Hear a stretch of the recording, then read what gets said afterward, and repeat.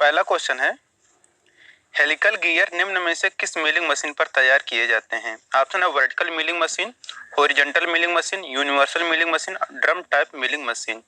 तो देखिए जो हेलिकल गियर होते हैं ये जो तैयार किए जाते हैं यह यूनिवर्सल मिलिंग मशीन पर तैयार किए जाते हैं। तो यहाँ पे हमारा सी आंसर करेक्ट हो जाएगा, यूनिवर्सल मिलिंग मशीन। जो रहता है यूनिवर्सल मिलिंग मशीन, यह एक प्रकार का सरल मिलिंग मशीन का प्रकार होता है, किंतु इसमें जो टेबल होता है उसको घूर्णी बेस पर लगाया जाता है। घूर्णन बेस पर डिग्री के चिन्ह अंकित होते हैं और टेबल की कोणीय स्थिति की सहायता से हेलिकल गियर, दांता, मरोड़ी ड्रिल और रीमर में नालियां आदि बनाया जाता है। तो यह हो गया हमारा यूनिवर्सल मिलिंग मशीन, यहाँ पे करेक्ट आंसर होगा। दूसरा क्वेश्चन है कि एंगल कट व छोटे या कम टेपर के लिए किसका प्रयोग किया जाता है? ऑप्शन है sandal, compound rest, cross slide, apron. तो देखिए एंगल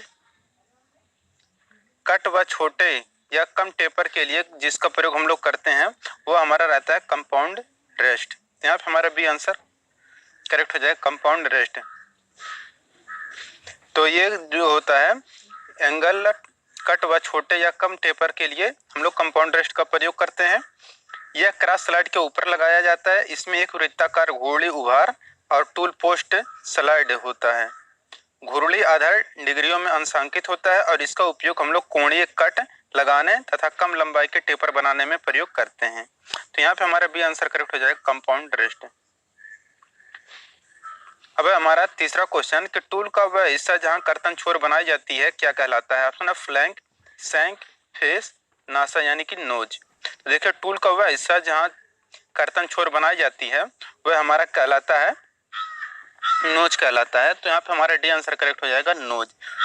टूल का वह हिस्सा जहां कर्तन छोर बनाई जाती है उसे हम लोग नोज कहते हैं। धातु काटने के लिए प्रयुक्त कटाई औजार के दो प्रमुख भाग होते हैं, एक तो होता है आपको वर्किंग पार्ट, दूसरा होता है हमारा शैंक।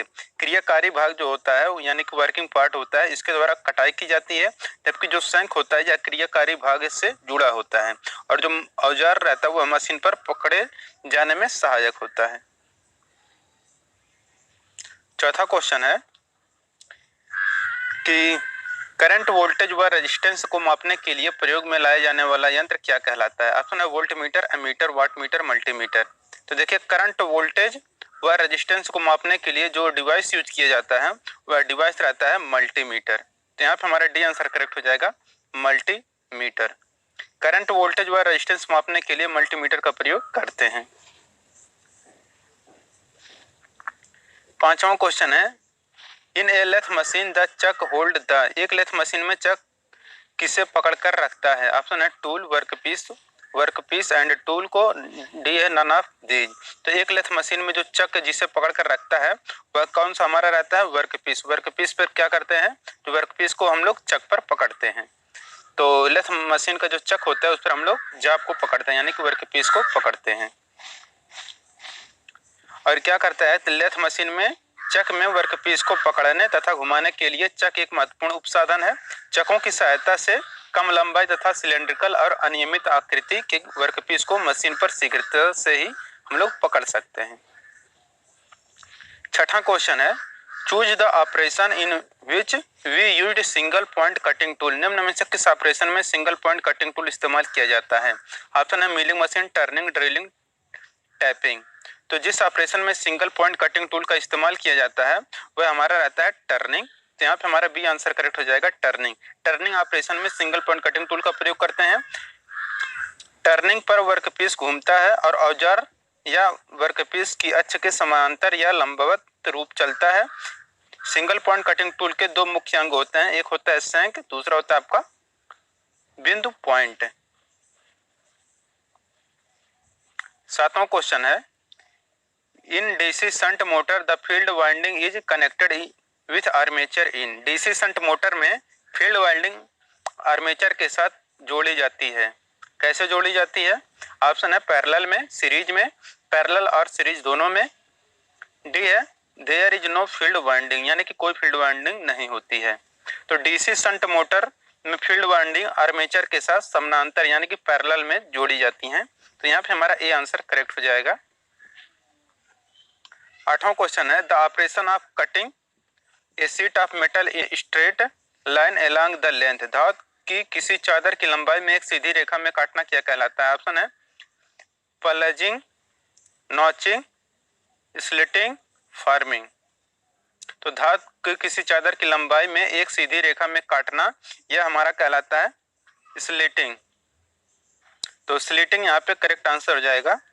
तो धातु की चादर को लंबाई में एक सीधी रेखा में काटना स्लिटिंग कहलाता है। इसमें कर्तन क्रिया के लिए वृत्तीय ब्लेड प्रयोग करते हैं और ये ब्लेड सीधी रेखा, वृत्तीय रेखा और वक्रीय पथ पर चलते हैं। ये चलन आवश्यकता के अनुसार प्रयोग किया जाता है, मतलब जैसी आवश्यकता होगी वैसे हम लोग इसे सीधी रेखा पर भी चलाएंगे, वृत्तीय रेखा पर भी चलाएंगे और वक्रीय पथ पर भी चलाएंगे। 9वां क्वेश्चन है among the given material which is a good conductor of electricity, नीचे दिए गए तत्वों में से कौन बिजली यानी कि इलेक्ट्रिसिटी का सबसे अच्छा सुचालक है? ऑप्शन है कॉपर, सिल्वर, एल्युमिनियम, ब्रास। तो देखिए जो विद्युत का सबसे अच्छा सुचालक होता है वह हमारा कौन सा है? सिल्वर है। सिल्वर सबसे ज्यादा सुचालक है। तो अच्छा विद्युत सुचालक के रूप में सिल्वर होता है, परंतु सर्वाधिक तांबा का प्रयोग यानी कि कॉपर का प्रयोग किया जाता है। तो सबसे अच्छा सुचालक जो होता है सिल्वर होता है, लेकिन सबसे ज्यादा जो हम लोग यूज करते हैं वह कॉपर यूज करते हैं, क्योंकि कम लागत और संक्षारण रोधी, आघात वर्धनीयता व नरम धातु और विद्युत सुचालक होता है। इसलिए जो कॉपर होता है यह विद्युत तार, विद्युत उपकरण और यंत्र के पुर्जे और ट्यूब, रिवेट आदि बनाए जाते हैं कॉपर के। तो यहाँ पे हमारा सिल्वर करेक्ट आंसर हो जाएगा कि सबसे अच्छा बिजली का जो सुचालक होता है यहाँ पर सिल्वर होता है, लेकिन सबसे ज्यादा जो उपयोग होता है वह कॉपर होता है। 10 नंबर का क्वेश्चन है the maximum hardness of high speed steel is obtained on tempering at, high speed steel की अधिकतम कठोरता कब प्राप्त होती है? ऑप्शन है निम्न तापमान पर टेम्परिंग द्वारा, बी है मीडियम टेम्परेचर यानी कि मध्यम तापमान पर टेम्परिंग द्वारा, सी है हाई टेम्परेचर यानी उच्च तापमान पर टेम्परिंग द्वारा, डी है इनमें से कोई नहीं। तो हाई स्पीड स्टील की जो अधिकतम कठोरता प्राप्त होती है यह किस पर प्राप्त होता है? यह प्राप्त होता है कि हाई टेम्परेचर पर यानी कि उच्च तापमान पर टेम्परिंग द्वारा हाई स्पीड स्टील की अधिकतम कठोरता प्राप्त होती है। यह ऐसा स्टील होता है जो अधिक स्पीड पर धातु को काटने की क्षमता रखता है। यह स्टील कटिंग टूल के लिए उपयोगी होता है, जैसे milling cutter, reamer, drill, tap आदि हाई स्पीड स्टील के बनाए जाते हैं। 11 नंबर क्वेश्चन है in which pipe joint molten lead is use, किस प्रकार के जोड़ में पिघला हुआ शीशा प्रयोग किया जाता है? ऑप्शन है flanged joint, collar joint, expansion joint, socket and spigot joint. तो जिस प्रकार के जोड़ में पिघला हुआ शीशा प्रयोग किया जाता है वह रहता है सॉकेट एंड स्पिगॉट ज्वाइंट। तो यहाँ पे हमारे डी आंसर करेक्ट हो जाएगा। 12 नंबर क्वेश्चन है casting pipes lowered in borewell are general of, borewell में उतारे जाने वाले केसिंग पाइप साधारणतः किस व्यास के होते हैं? ऑप्शन है 5 से 10 सेंटीमीटर, 10 से 15, 15 से 20 सेंटीमीटर, 20 से 25 सेंटीमीटर। तो बोरवेल में उतारे जाने वाले जो केसिंग पाइप होता है साधारणतः इसका जो व्यास रहता है यह व्यास कितना रहता है हमारा? 10 से 15 सेंटीमीटर रहता है। तो व्यास रहता है 10 से 15 सेंटीमीटर का व्यास होता है। तो यहाँ पे हमारा बी आंसर करेक्ट होगा।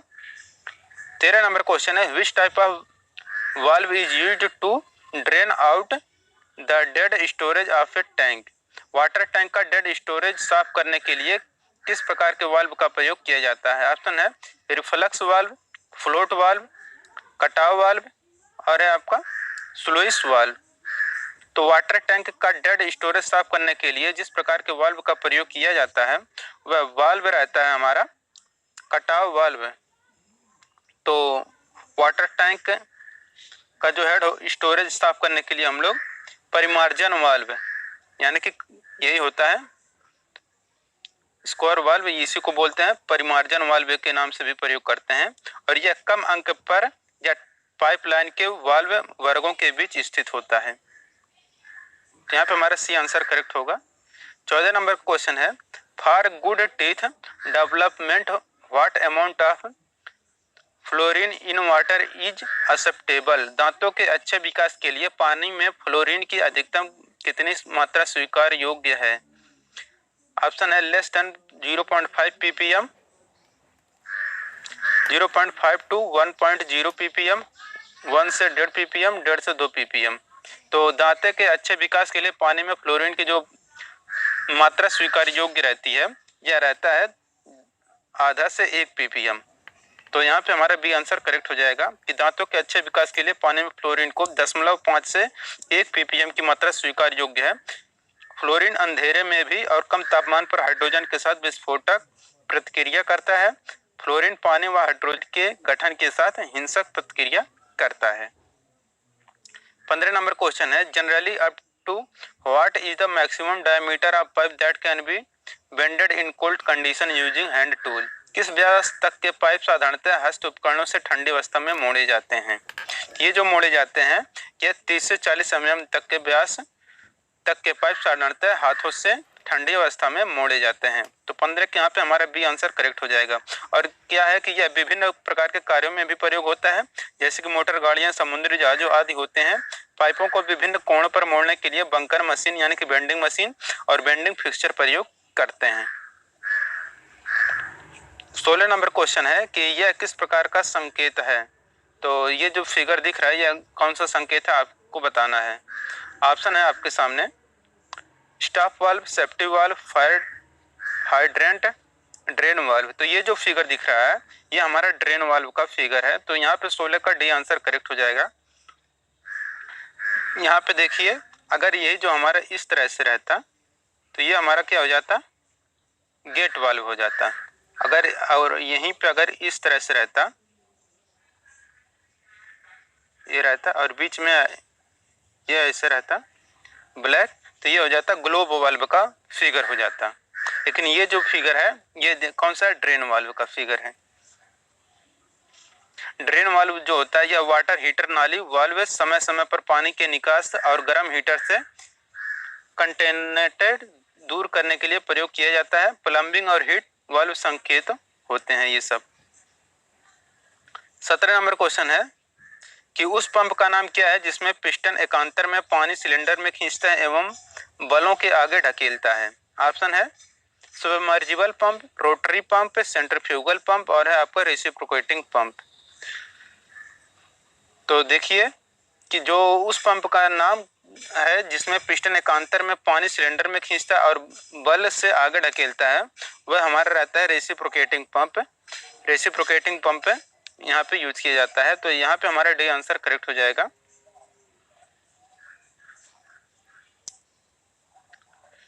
18 नंबर क्वेश्चन है कि जल संचरण के मुख्य लाइन के लिए सामान्यतः कौन सा पाइप प्रयोग में होता है। ऑप्शन है CI pipe, GI pipe, copper pipe, cement concrete pipe. तो जल संचरण यानी कि वाटर सप्लाई के लिए मुख्य लाइन के लिए जो पाइप प्रयोग किया जाता है वह पाइप रहता है हमारा सीआई पाइप। तो यहाँ पे हमारा ये आंसर करेक्ट हो जाएगा, cast iron pipe. 19 number question है drinking water must contain a good amount of dissolved. तो निम्न में से क्या पीने योग्य पानी में अच्छी मात्रा में घुला होना चाहिए। ऑप्शन है ऑक्सीजन, कॉपर, लेड, जिंक। तो पानी पीने योग्य जो रहता है उसमें जो अधिक मात्रा में यानी कि अच्छी मात्रा में घुला होना चाहिए वो रहता है हमारा ऑक्सीजन। तो पीने योग्य पानी में अच्छी मात्रा में ऑक्सीजन घुला होना चाहिए। पेयजल वह होता है जो स्वास्थ्य के लिए उत्तम होता है। पेयजल के बहुत से गुण होते हैं, जैसे कि पेयजल शुद्ध हो, पारदर्शी, रंगहीन और गंधहीन होना चाहिए। इसमें जो oxygen, potassium, sodium, magnesium, calcium, sulphur, calcium और कार्बन डाइऑक्साइड आदि के लवण होने चाहिए। इसमें अमोनियम नाइट्रेट, नाइट्राइड और आर्सेनिक आदि नहीं घुले होना चाहिए पीने योग्य पानी में। 20 नंबर का क्वेश्चन है which one of the following is a non metallic gasket material. निम्न से कौन सा अधात्विक गास्केट पदार्थ है। ऑप्शन है asbestos, lead, aluminium, soft iron.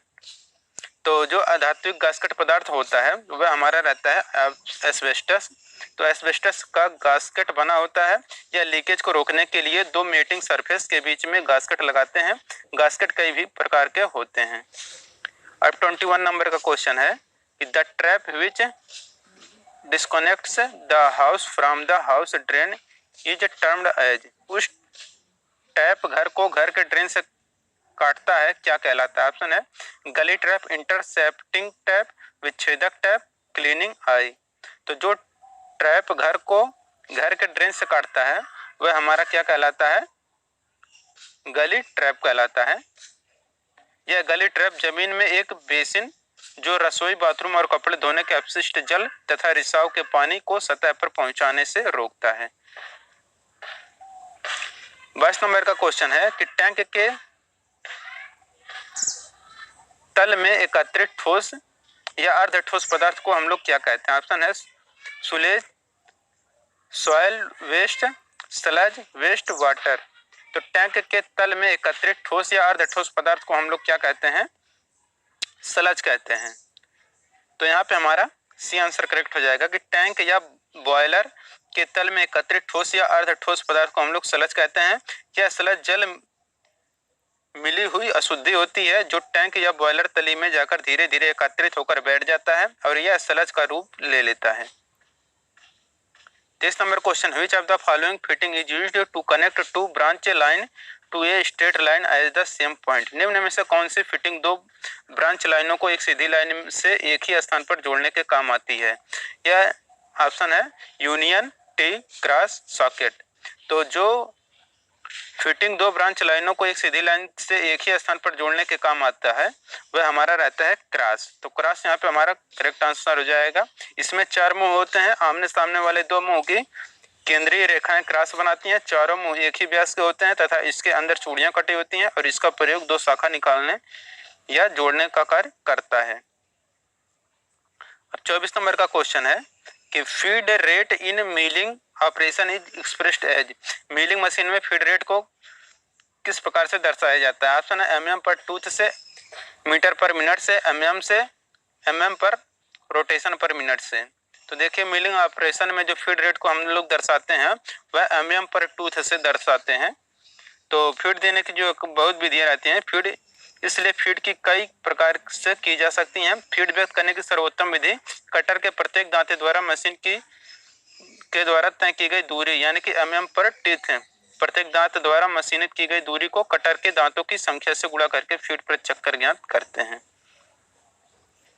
25 number question है, generally what is the bending radius for the steel pipe of up to 20 mm diameter? 20 mm व्यास तक के लौह पाइप को मोड़ने के लिए सामान्यतः किस मोड़ त्रिज्या क्या ली जाती है? ऑप्शन है पाइप के व्यास बाह्य व्यास का 2 गुना, पाइप के व्यास का 3 गुना, पाइप के बाह्य व्यास का 4 गुना, पाइप व्यास का 5 गुना। तो 20 mm व्यास तक के लौह पाइप को मोड़ने के लिए जो मोड़ त्रिज्या लगभग ली जाती है वह हमारा कौन सा रहता है? रहता है कि पाइप के बाह्य व्यास का 2 गुना लिया जाता है। पाइप को गर्म तथा ठंडा दोनों अवस्था में मोड़ा जाता है। सामान्यतः 40 mm तक के व्यास वाले ठंडी अवस्था में साधारण फार्म तथा फिक्सचरों पर मोड़े जाते हैं। अब है हमारा 26 नंबर का क्वेश्चन, ये 56 नहीं रहेगा, ये 26 रहेगा। तो 26 नंबर का क्वेश्चन है, what length of iron pipe is heated for bending at 30 degree? लौह पाइप को 30 डिग्री पर मोड़ने के लिए पाइप की कितनी लंबाई गर्म की जाती है? ऑप्शन है 2 times of pipe diameter, 3 times of pipe dia, 4 times of pipe dia, 6 time of pipe dia. तो लौह पाइप को 30 एंगल पर मोड़ने के लिए पाइप को हम लोग जितनी लंबाई को गर्म करते हैं वह हमारा रहता है कि 2 टाइम्स ऑफ पाइप डाया। तो लौह पाइप को 30 डिग्री पर मोड़ने के लिए पाइप को व्यास के 2 गुनी लंबाई तक गर्म की जाती है। पाइप को मोड़ने पर बाह्य दीवारें खिंचती हैं और आंतरिक दीवारें दबती हैं तथा 45 डिग्री मोड़ने के लिए 3 गुना और 60 डिग्री के लिए 4 गुना और 90 डिग्री के लिए 6 गुना। देखिए अगर आपको 30 डिग्री पर मोड़ना है तो 2 गुना, 45 डिग्री पर मोड़ना है तो 3 गुना, 60 डिग्री पर मोड़ना है तो 4 गुना और अगर आपको 90 डिग्री पर मोड़ना है तो 6 गुना लंबाई तक गर्म करते हैं। तो यहाँ पे 26 का ये आंसर करेक्ट हो जाएगा।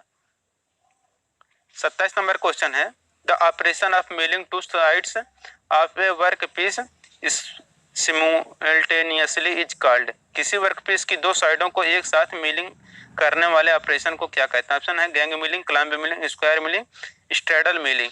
तो किसी वर्क पीस की 2 साइडों को एक साथ मिलिंग करने वाले ऑपरेशन को हम लोग क्या कहते हैं? स्ट्रैडल मिलिंग या स्ट्रैडल मिलिंग। तो यहाँ पे हमारा डी आंसर करेक्ट हो जाएगा। इस प्रक्रिया द्वारा एक साथ दो चपटी ऊर्ध्व सतहों का निर्माण किया जाता है और इसमें एक ही आर बार पर दो साइड मिलिंग कटर प्रयोग किए जाते हैं। इस संक्रिया का उपयोग सामान्यतः वर्ग या हेक्सागोनल सतहें बनाने के लिए प्रयोग करते हैं। 28 नंबर क्वेश्चन है which of the fitting is used to join the pipe at 90 degree angle.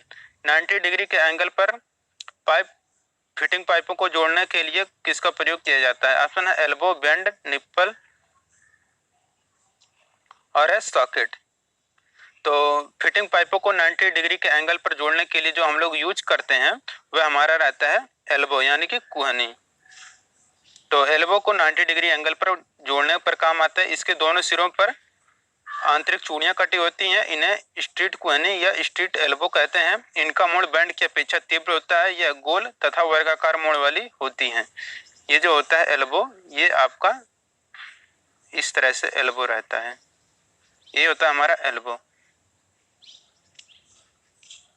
29 number question है as per Indian standard water consumption per capita per day for domestic purpose is. भारतीय मानकों के अनुसार घरेलू प्रयोग के लिए पानी की प्रति व्यक्ति प्रतिदिन 100 लीटर, 115 लीटर, 135 लीटर। तो भारतीय मानकों के अनुसार घरेलू प्रयोग के लिए पानी की जो प्रति व्यक्ति प्रतिदिन जितना होना चाहिए वह रहता है 135 लीटर होता है। अब 30 नंबर का क्वेश्चन है ए connecting piece that connects the two different pipe used in a compound well in term as। Compound well में दो अलग व्यास के पाइपों को जोड़ने वाले टुकड़ों का नाम क्या होता है? ऑप्शन है well plug, well socket, housing pipe, frozen pipe. तो कंपाउंड वेल में दो अलग व्यास के पाइपों को जोड़ने वाले टुकड़े का जो नाम होता है वह रहता है वेल सॉकेट। तथा भिन्न भिन्न व्यासों की पाइपों को जोड़ने के लिए प्रयोग किया जाता है, उसे हम लोग रिड्यूसिंग सॉकेट कहते हैं। तो यहाँ पे हमारा बी आंसर करेक्ट हो जाएगा। तो दोस्तों ये जो हमारा पेपर था ये हमारा था पेपर 9 अगस्त 2015 का पेपर।